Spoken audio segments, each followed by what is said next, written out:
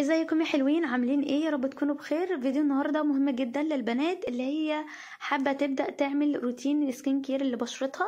فلو انت بقى مبتدئه او عروسه وحابه ان انت تبداي تشوفي ايه الحاجات الاساسيه للبشره في خلال الروتين بتاعك، وايه الحاجات الاضافات اللي احنا بنضيفها، وفي حاجات بتبقى برضو ضروريه بس مش اساسيه.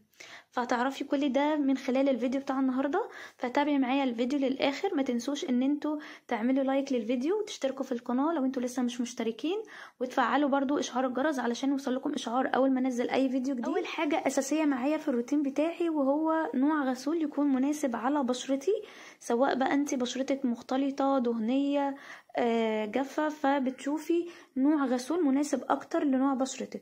بنستخدم الغسول مرة الصبح ومرة بالليل.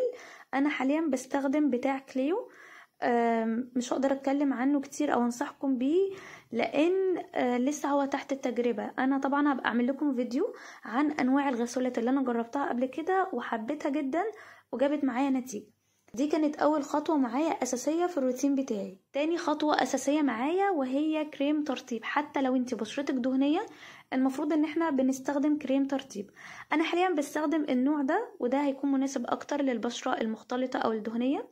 حبيته اكتر في التوقيت ده، ما حبيتهوش في الصيف، حسيت برضو ان هو بيسيب طبقة دهنية على البشرة. فحاليا انا بستخدم ده. طبعا لو انت بشرتك جافة بتستخدمي بنسينول، افضل حاجة تقريبا سمعت عنها. ف مهم جدا ان احنا نستخدم بعد الغسول كريم مرطب، وبرضو بيكون مرة الصبح ومرة بالليل. الحاجة الإضافية اللي أنا حبيت أن أنا أضيفها في الروتين بتاعي وهو سيرم. فحبيت ان انا اجرب برضو السيرم بتاع كليو. سمعت ان هو بيبقى مناسب اكتر لما بستخدم الغسول بتاعه، فحبيت ان انا برضو اجربه وهو ليلي. كان في سيرم نهاري كنت بستخدمه اللي هو بفيتامين سي، بس ما حبيتوش للأسف. حسيت ان هو بيبهدل بشرتي اكتر فاستغنيت عنه. فحاليا انا ماشية على ده، ودي خطوة مش اساسية خالص. تمام، دي حاجة كده إضافية. بعد كده بقى لو أنا بشرتي فيها أي مشكلة، سواء حبوب أو أي مشكلة من توحيد أو هالات أو الكلام ده كله، بعد مرحلة الترطيب بستخدم بقى العلاج بتاعي. أنا مثلا لو عندي حبوب في البشرة، خصوصا البشرة الدهنية بتفرز دهون زيادة فبتعمل مشاكل بقى حبوب والكلام ده كله، أنا بستخدم كلينداسول على الحباية نفسها. عايزة أقول لكم افضل حاجة وصلت لها للحبوب هو محلول كلينداسول. بعد طبعا تجربة كريمات كتير او مراهم كتير، دي اكتر حاجة جابت معايا نتيجة. بتحطيها على الحباية مرة الصبح ومرة بالليل. اقصى حد ان انتي بتحطيه هو اسبوع. هي اصلا في خلال يومين 3 بالكتير هتلاقي الحباية نشفت معاكي وما فيهاش اي مشكلة. تمام، دي بالنسبة اكتر للبشرة الدهنية بسبب الدهون الزيادة اللي بتكون في بشرتها او الطبقة اللامعة. تمام، وبرضو احيانا بيكون بسبب سوء التغذية. طيب بعد كده الخطوة اللي بعدها بتسيب طبعا الحبوب اثر حبوب وكده. انا بستخدم كريم التقشير بتاع اكراتين.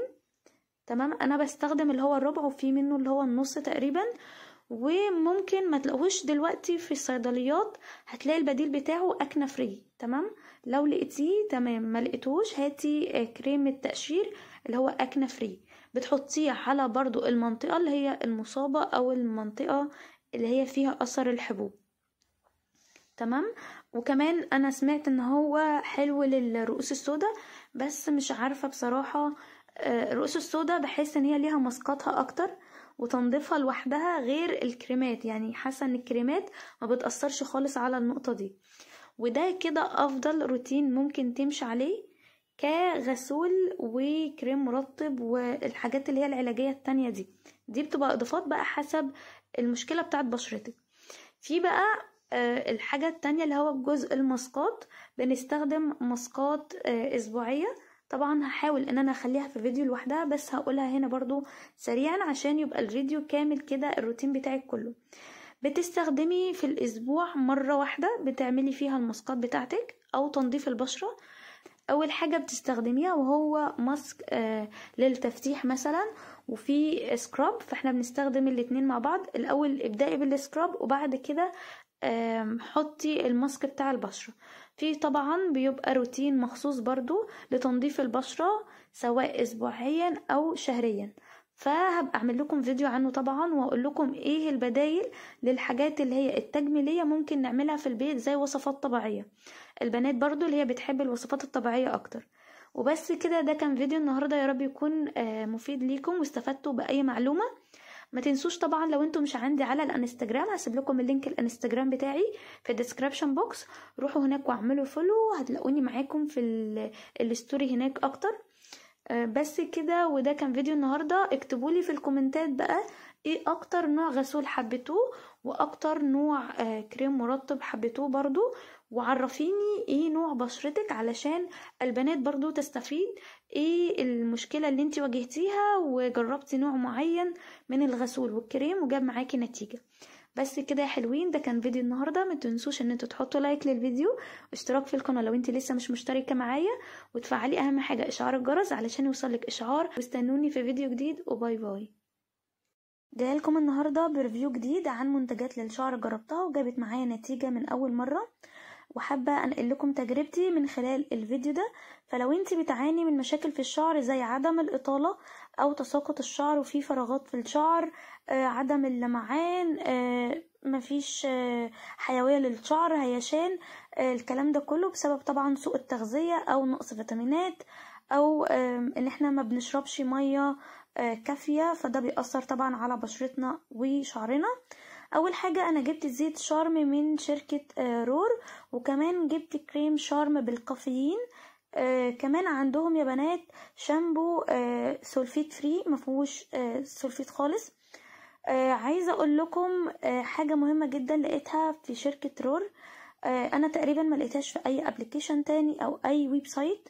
اول حاجة لفتت انتباهي ان انتي بتشتري المنتج وانتي ضمناه 100%، ان لو المنتج ده فيه اي مشكلة او ما جابش معاكي نتيجة، بتقدري ترجعي المنتجات دي تاني وتستردي حق المنتجات اللي انتي اشتريتيها من عندهم.